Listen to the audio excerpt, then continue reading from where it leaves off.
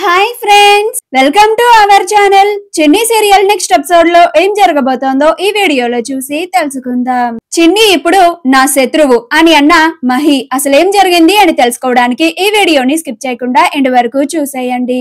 మధు తానే చిన్ని అని మ్యాడీకి చెప్పడానికి తనకి ఒక సర్ప్రైజ్ ని ప్లాన్ చేస్తుంది. అలా సర్ప్రైజ్ ని రివీల్ చేయగానే మ్యాడీ ఎదురుగా ఉన్న చిన్ని ఫోటోని చూసి చాలా కోపం తెచ్చుకొని ఆ చిన్ని ఫోటోని ముక్కలు ముక్కలుగా చించేసి ఆ అరేంజ్మెంట్స్ అన్నిటినీ చిందర వందర చేసేస్తాడు. అప్పుడు మధు మ్యాడీ ప్రవర్తనని చూసి ఆశ్చర్యపోయి మ్యాడీ ఏమైంది మ్యాడీ, ఎందుకు ఇలా ప్రవర్తిస్తున్నావు అని అంటుంది. అప్పుడు మ్యాడీ ఎందుకంటే ఇప్పుడు ఆ చిన్ని నా శత్రువు అని అంటాడు. అప్పుడు మధు ఆశ్చర్యపోతుంది. అదేంటి మ్యాడీ, చిన్నిని నువ్వు ప్రాణానికి ప్రాణంగా ప్రేమించావు కదా, చిన్ని ఇప్పుడు నీ శత్రువేంటి అని అంటుంది. అప్పుడు మ్యాడీ ఎందుకంటే ఆ చిన్ని వాళ్ళ అమ్మ కావేరి మా అమ్మని చంపింది కాబట్టి అని అంటాడు. ఆ మాట వినిగానే మధు ఆశ్చర్యపోయి ఏం మాట్లాడుతున్నావు మ్యాడీ, నువ్వు చెప్తూ ఉంటే నేను నమ్మలేకపోతున్నాను, నాకు చాలా అయోమయంగా ఉంది. చిన్ని వాళ్ళ అమ్మ కావేరి మీ అమ్మని చంపడం ఏంటి? నిజంగా చిన్ని వాళ్ళ అమ్మగారు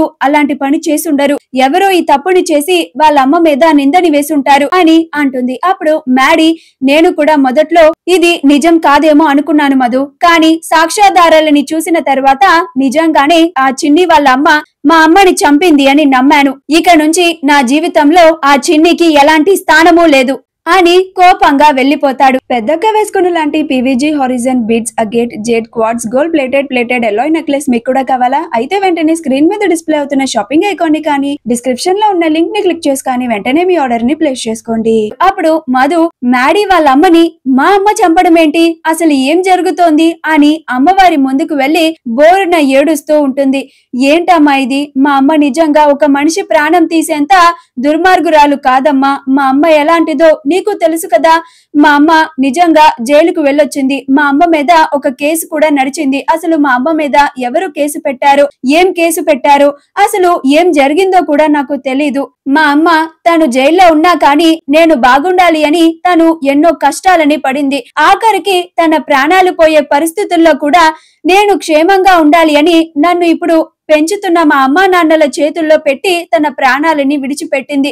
అలాంటి మనిషి ఇంకొక మనిషి ప్రాణాలని తీసింది అంటే నేను నమ్మలేకపోతున్నాను. మా అమ్మ ఎలాంటి తప్పు చేయలేదు అని నేను ఎలా నిరూపించాలమ్మా, నాకు ఏమీ అర్థం కావడం లేదు అని బోరున ఏడుస్తూ ఉంటుంది. ఆ తరువాత ఇంటికి వెళ్ళగానే వాళ్ళ అమ్మా నాన్నలకి వాళ్ళ అమ్మని చంపింది అని మ్యాడీ వాళ్ళ అమ్మ మీద నిందని వేశాడు అని అందుకని తనని ద్వేషిస్తున్నాడు అని వాళ్ళతో చెప్తుంది. అప్పుడు వాళ్ళిద్దరూ ఆశ్చర్యపోతారు.